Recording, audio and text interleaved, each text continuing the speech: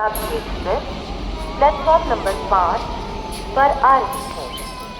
Hello guys, അങ്ങനെ ദുരിതപൂർണമായ ഡൽഹി യാത്രയ്ക്ക് ശേഷം നമ്മൾ പോവാണ് ആഗ്രയിലേക്ക്. അങ്ങനെ നിസാമുദ്ദീൻ റെയിൽവേ സ്റ്റേഷനിൽ നമ്മൾ എത്തി. ഈ ട്രെയിൻ ആഗ്രയിലേക്ക് പോകുന്ന ട്രെയിനാണ്. നമ്മൾ കയറാം എന്നൊക്കെ വിചാരിച്ചതായിരുന്നു. നമ്മൾ ടിക്കറ്റ് എടുത്തായിരുന്നു ഭാഗ്യത്തിന്.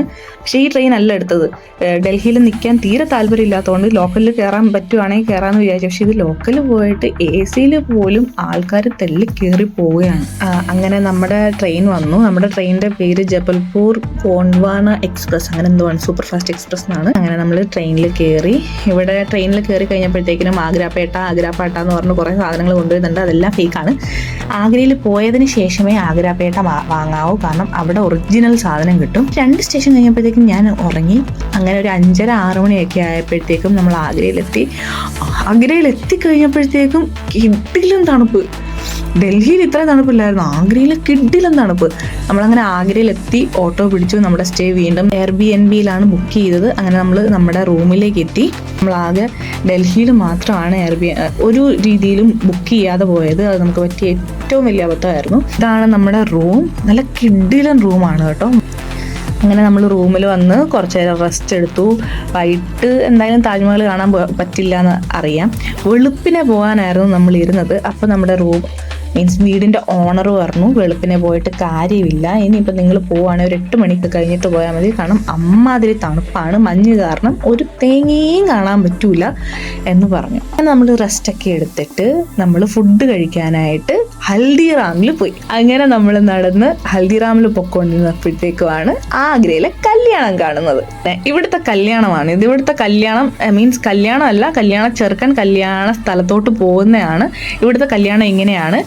കുതിരവണ്ടിയിൽ ലൈറ്റും കാര്യങ്ങളൊക്കെ വെച്ച്, അതിൻ്റെ ഫ്രണ്ടിൽ ലൈറ്റും കാര്യങ്ങളൊക്കെ വെച്ച് ചെറുക്കൻ്റെ വീട്ടുകാർ, ഇതിനെ ബാറാത്ത് എന്നാണ് പറയുന്നത്, ഡാൻസൊക്കെ കളിച്ച് മറ്റേ സോങ്സ് ഒക്കെ ഇങ്ങനെ ഇത് ചെയ്ത് ഇങ്ങനെയാണ് ഇവർ പോകുന്നത്.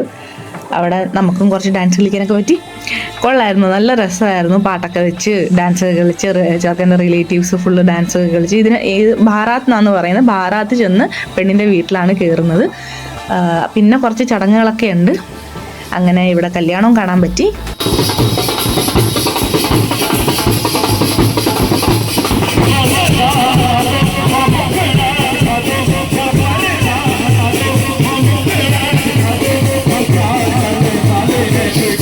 ഹൽദിറാമിൽ നിന്ന് ഫുഡ് കഴിക്കണമെന്ന് ഭയങ്കര ആഗ്രഹമായിരുന്നു. ഡൽഹി വെച്ച് കഴിക്കണമെന്നാണ് വിചാരിച്ചത്. ഡൽഹി തേഞ്ഞതുകൊണ്ട് നമ്മൾ ഇവിടെ അടുത്ത് തന്നെ നടന്നു പോകാൻ പറ്റുന്ന ദൂരത്തിൽ തന്നെ ഹൽദിറാം ഉണ്ടായിരുന്നു. അപ്പോൾ ഹൽദിറാമിൽ എത്തിപ്പോയി ഗായ്സ്. അങ്ങനെ നമ്മൾ ഹൽദിറാമിലെത്തി. എൻ്റെ മോനെ കയറിയപ്പോൾ തന്നെ എന്നാ മണമായിരുന്നു എന്നറിയോ. പക്ഷേ നമുക്ക് പറ്റിപ്പോയൊരു അബദ്ധം എന്ന് പറഞ്ഞാൽ, നമ്മൾ ഇത്രയും തണുപ്പത്ത് വന്നതുകൊണ്ട് ഞാൻ ഉദ്ദേശിച്ച സാധനങ്ങൾക്കൊന്നും ഞാൻ ഉദ്ദേശിച്ച ടേസ്റ്റ് കിട്ടിയില്ല. ബിക്കോസ് തണുപ്പായിരുന്നല്ലോ.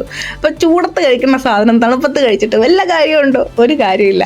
എന്നാലും വാങ്ങി. പിന്നെ ഞാൻ എക്സോസ്റ്റ് ആയതുകൊണ്ട് എനിക്കധികം വിശപ്പ് ഉണ്ടായിരുന്നില്ല. ആഗ്രഹം കൊണ്ട് വന്നതായിരുന്നു. നമുക്ക് ഏറ്റവും കൂടുതൽ ചിലവ് ഡൽഹിയിലാണ് കേട്ടോ. അതായത് ജയ്പൂരിൽ തീരെ ചിലവുണ്ടായിട്ടുണ്ടായിരുന്നില്ല.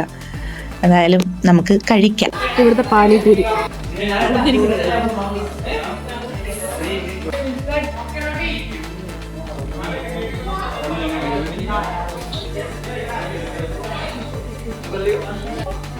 എല്ലാം തണുത്തിരിക്കുന്നു.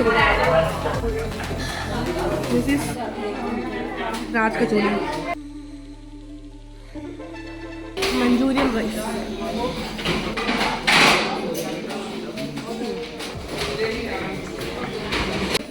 അമൃത്സരി കുൽച്ച, ചോലെ.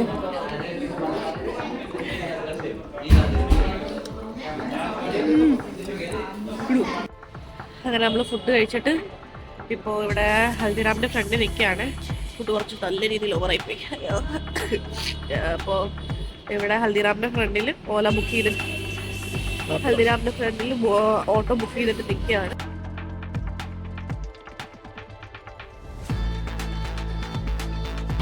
രക്ഷയില്ലാട്ടോ ഇവിടെ നടക്കും. കേട്ടോ, കാണാൻ പറ്റുന്നുണ്ടോ? അങ്ങനെ നമ്മൾ ഹൽദിറാമിലൊക്കെ പോയിട്ട് നമ്മുടെ റൂമിൽ വന്നു. ഭയങ്കര ടയർഡാണ്. നാളെ രാവിലെ ഇനിയും താജ്മഹലിന് പോകണം. അപ്പോൾ ഈ വീഡിയോ നമ്മളിവിടെ അവസാനിപ്പിക്കുകയാണ്. അല്ലെങ്കിൽ ചിലപ്പോൾ ഇതിൻ്റെ ബാക്കിയായിട്ടായിരിക്കും താജ്മഹലിൻ്റെ വീഡിയോ വരുന്നത്. അങ്ങനെയാണെങ്കിൽ ഇത് അവസാനിപ്പിക്കണില്ല. അപ്പോൾ ഗുഡ് നൈറ്റ്.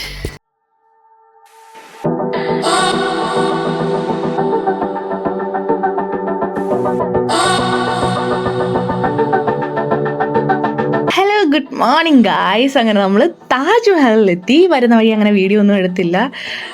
ഒരു 8 മണിയൊക്കെ ആയപ്പോഴത്തേക്കും നമ്മൾ താജ്മഹലിലെത്തി. കാരണം വീഡിയോ എടുക്കാൻ പറ്റത്തില്ലായിരുന്നു, അവിടെ ഭയങ്കര സെക്യൂരിറ്റി ആയിരുന്നു. താജ്മഹലിൽ മാത്രമേ നമുക്ക് വീഡിയോ എടുക്കാൻ പറ്റുള്ളായിരുന്നു, അതും അതിൻ്റെ പുറത്തുമൊക്കെ വീഡിയോ എടുക്കാൻ പറ്റുമായിരുന്നു. എൻ്റെ മോനെ, ഇതിൻ്റെ ഓറയുണ്ടല്ലോ, ഭയങ്കര പോസിറ്റീവ് ഓറയാണ്. ഒരുപാട് നേരം അവിടെ സ്പെൻഡ് ചെയ്യാൻ തോന്നുന്നു, ഒരുപാട് നേരം. അങ്ങനെ നമ്മൾ താജ്മഹലിലെത്തി, കുറച്ച് ഫോട്ടോസൊക്കെ എടുത്തു. മേലിൽ കയറിയില്ല, മേലിൽ താജ്മഹലിനകത്ത് കയറാനായിട്ട് എന്തോ 200 രൂപ ഉണ്ട്, അത് കയറേണ്ട ആവശ്യമൊന്നുമില്ല.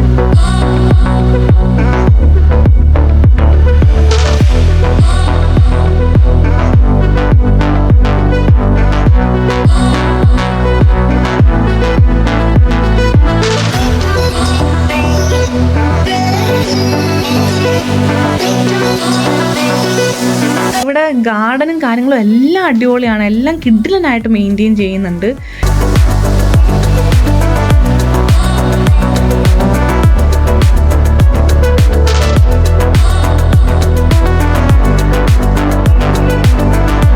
പിന്നെ എനിക്ക് ഇവിടെ നിന്ന് ഇറങ്ങിയിട്ട് താജ്മഹലിൻ്റെ ഒരു നമ്മൾ ഫ്രിഡ്ജിലൊട്ടിക്കുന്ന മാഗ്നറ്റ് ഉണ്ടല്ലോ, ആ സാധനം വാങ്ങണം എന്നുണ്ടായിരുന്നു. അങ്ങനെ അതൊരെണ്ണം വാങ്ങി, നല്ല കിട്ടുന്ന സാധനമായിരുന്നു. പിന്നെ ആഗ്ര പേട്ട വാങ്ങി. ഇതിനൊക്കെ വെറും 50-60 രൂപ. ഇത് ഞാൻ വാങ്ങി കേട്ടോ, ഈ ഒരു താജ്മഹൽ ഞാൻ വാങ്ങി. ഇതൊക്കെ 50-60 രൂപയ്ക്കേ ഉള്ളൂ കേട്ടോ. പക്ഷേ ഇവർ റേറ്റ് കൂടുതൽ പറയും, പക്ഷേ നമ്മൾ ബാർഗെയിൻ ചെയ്ത് ആ ഒരു റേഞ്ചിൽ എത്തിക്കണം. അങ്ങനെയാണ് ഇവിടെ. ഒരുപാട് സാധനങ്ങൾ, നല്ല രസമുള്ള സാധനങ്ങളുണ്ടായിരുന്നു. പക്ഷെ ഒന്നും വാങ്ങാനുള്ള മൂഡിലായിരുന്നില്ല ഞാൻ. ഒന്നും വാങ്ങാനായിട്ടും അല്ല, എനിക്ക് സാധനങ്ങൾ കാണണം എന്നേ ഉണ്ടായിരുന്നുള്ളൂ. ഇപ്പോൾ ജയ്പൂരിൽ നിന്നാണെങ്കിലും ഡൽഹിയിൽ നിന്ന് ഒന്നും ഒരു തേങ്ങയും വാങ്ങിയിട്ടില്ല. ആകെ സരോജിനി മാർക്കറ്റിൽ പോയി ഒരു കപ്പ് മാത്രമേ വാങ്ങിയിട്ടുള്ളൂ. ഇവിടെ ഫുള്ള് മാർബിൾസ് വെച്ചുള്ള സാധനങ്ങളാണ് കേട്ടോ. അങ്ങനെ മാർബിൾസ് വെച്ചുള്ള സാധനങ്ങളൊക്കെ വാങ്ങി, പേട്ടയൊക്കെ വാങ്ങി.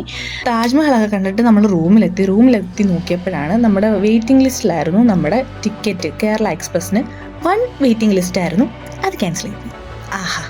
ക്യാൻസൽ ആയപ്പോഴത്തേക്കും ആദ്യം വെപ്രാളമായിരുന്നു. അതിനുശേഷം പിന്നെ എന്ത് ചെയ്യാൻ പറ്റും എന്നിങ്ങനെ നോക്കിയപ്പോഴത്തേക്കും നെക്സ്റ്റ് ഡേ മംഗളയ്ക്ക് RAC ഉണ്ടായിരുന്നു, സെക്കൻഡ് AC-ക്കായിരുന്നു. അങ്ങനെ ഫസ്റ്റ് ടൈം സെക്കൻഡ് AC-ലും കയറാൻ പറ്റി. RAC എടുത്തു. നെക്സ്റ്റ് ഡേ മോർണിംഗ് നമ്മൾ സ്റ്റേഷനിൽ വന്നു.